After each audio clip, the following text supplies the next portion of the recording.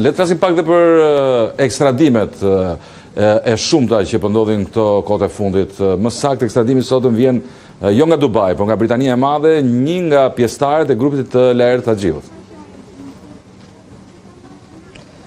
Po Andi, ditën e sotme Departamenti i Marrëdhënieve Ndërkombëtare në Policinë e Shtetit ka realizuar një tjetër ekstradim të rëndësishëm ku nga Londra, nga Mbretëria e Madhe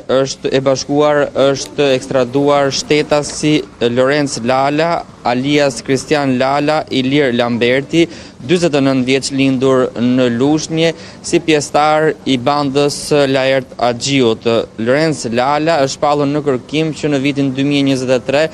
nga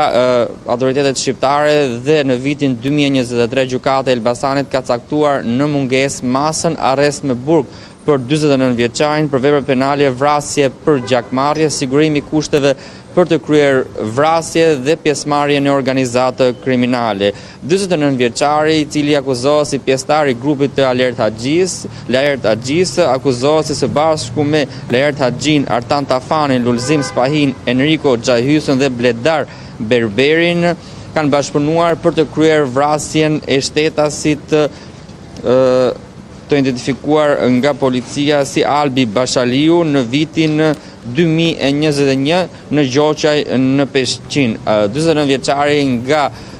Lushnja tashmë ekstraduar nga Londra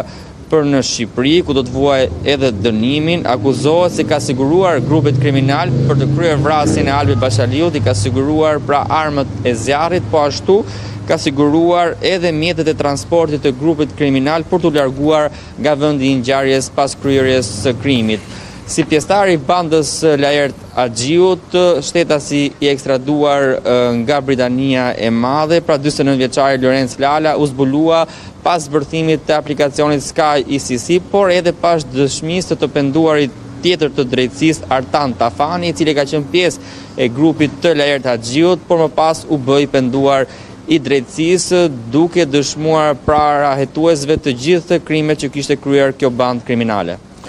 Igli Çelmeta, të falenderoj për këtë ndërhyrje në aty sot.